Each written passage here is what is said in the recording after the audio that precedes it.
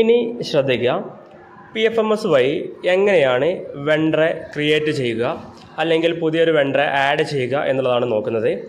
പല കോളേജുകളിലും നമുക്ക് പുതിയ പ്രോഗ്രാം ഓഫീസർമാർ വന്നിട്ടുണ്ടെങ്കിൽ ആദ്യം ചെയ്യേണ്ട ഒരു വർക്ക് എന്ന് പറയുന്നത് വെണ്ടറെ ക്രിയേറ്റ് ചെയ്യുക എന്നുള്ളതാണ്. ഇനി എങ്ങനെയാണ് ചെയ്യുക എന്നുള്ള കാര്യമാണ് നമ്മൾ ഈ വീഡിയോയിൽ നോക്കുന്നത്. വെണ്ടറെ ക്രിയേറ്റ് ചെയ്യുന്നതിന് വേണ്ടിയിട്ട് ഡാറ്റ ഓപ്പറേറ്റർ എന്നുള്ള ID ആണ് നമ്മൾ ലോഗിൻ ചെയ്യേണ്ടത്. അത് ലോഗിൻ ചെയ്തതിന് ശേഷം അതിൽ മാസ്റ്ററിൽ വെണ്ടറിൽ ആഡ് ന്യൂ എന്നുള്ള ഓപ്ഷൻ ഉണ്ടാകും. അത് ക്ലിക്ക് ചെയ്യുക.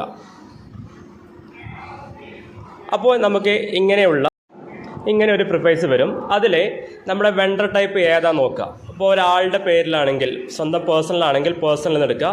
ഇനി അതല്ല സ്ഥാപനത്തിൻ്റെ പേരിലാണെങ്കിൽ ഇൻസ്റ്റിറ്റ്യൂഷൻ നിന്ന് എടുക്കുക. അങ്ങനെയുള്ള സെലക്ട് ചെയ്യുക. അത് കഴിഞ്ഞിട്ട് പാൻ കാർഡ് എന്നുള്ള സ്ഥലത്ത് നോട്ട് റിക്വയർഡ് എന്ന് കൊടുക്കുക.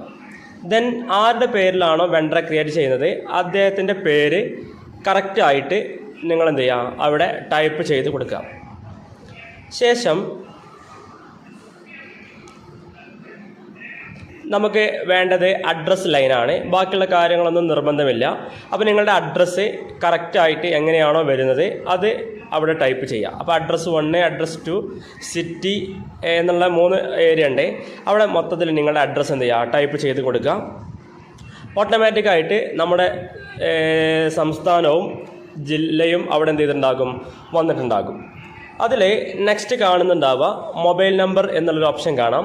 അവിടെ നോട്ട് റിക്വയർഡ് എന്ന് ക്ലിക്ക് ചെയ്യാം. അത് ക്ലിക്ക് ചെയ്യുമ്പോൾ നമുക്കൊരു പോപ്പപ്പ് മെസ്സേജ് വരും. അതായത് ഈ ആൾ മെസ്സേജ് കിട്ടില്ല എന്നുള്ളത്. അത് ഓക്കെ കൊടുത്താൽ മതി. എന്നിട്ട് നമ്മൾ നേരെ താഴോട്ട് വരിക. അവിടെ സെർച്ച് ബാങ്ക് എന്നുള്ളൊരു ഓപ്ഷൻ ഉണ്ടാകും. ആ സെർച്ചിൽ നിങ്ങളുടെ ബാങ്കിൻ്റെ പേരെന്താണോ അത് പൂർണ്ണമായിട്ടും അടിച്ചു കൊടുക്കുക. ഇപ്പോൾ ഉദാഹരണത്തിന് state bank of India SBI എന്നാണെങ്കിൽ സ്റ്റേറ്റ് ബാങ്ക് ഓഫ് ഇന്ത്യ എന്നടിക്കുക. ഇനി എന്താണോ ബാങ്കിൻ്റെ പേര് ആ ബാങ്കിൻ്റെ പേര് പൂർണ്ണമായിട്ടും അടിക്കുക. അടിച്ചു കൊടുത്തിട്ട് സെർച്ച് കൊടുത്താൽ നമുക്ക് എന്ത് ചെയ്യും, ആ പേരിലുള്ള ബാങ്ക് കാണാൻ പറ്റും. അവിടെ നമുക്ക് Y എന്നുള്ളൊരു ഓപ്ഷൻ ബ്രാക്കറ്റിൽ കാണാം. ആ Y വരുന്നതാണ് നമ്മൾ സെലക്ട് ചെയ്യേണ്ടത്. അത് സെലക്ട് ചെയ്തതിന് ശേഷം നിങ്ങളുടെ അക്കൗണ്ട് നമ്പർ തെറ്റ് കൂടാതെ അവിടെ അടിച്ചു കൊടുക്കാം. അപ്പോൾ ഇവിടെ കൊടുക്കേണ്ടത് ZBS ഉള്ള അക്കൗണ്ട് അല്ല, നമ്മുടെ പേഴ്സണലായിട്ടുള്ള അല്ലെങ്കിൽ കോളേജിൻ്റെ NSSൻ്റെതല്ലാത്ത മറ്റെന്തെങ്കിലും അക്കൗണ്ടുകൾ, സേവിങ്സ് ബാങ്ക് അക്കൗണ്ടുകൾ ഉണ്ടെങ്കിൽ അതാണ് അവിടെ കൊടുക്കേണ്ടത്. അത് ക്ലിക്ക് ചെയ്യുക. ക്ലിക്ക് ചെയ്തതിന് ശേഷം നമ്പർ പൂർണ്ണമായിട്ടും എന്ത് ചെയ്യുക, അവിടെ അടിച്ചു കൊടുക്കുക. അപ്പോൾ അടിച്ചു കൊടുക്കുമ്പോൾ ശ്രദ്ധിക്കണം, നമ്പർ മാറാതിരിക്കാൻ വേണ്ടിയിട്ട് മാക്സിമം ശ്രദ്ധ കൊടുക്കുക. അടിച്ചതിന് ശേഷം താഴെ ആഡ് ബാങ്ക് ഡീറ്റെയിൽസ് എന്നുള്ള ഓപ്ഷൻ ഉണ്ട്. ക്ലിക്ക് ചെയ്യുക.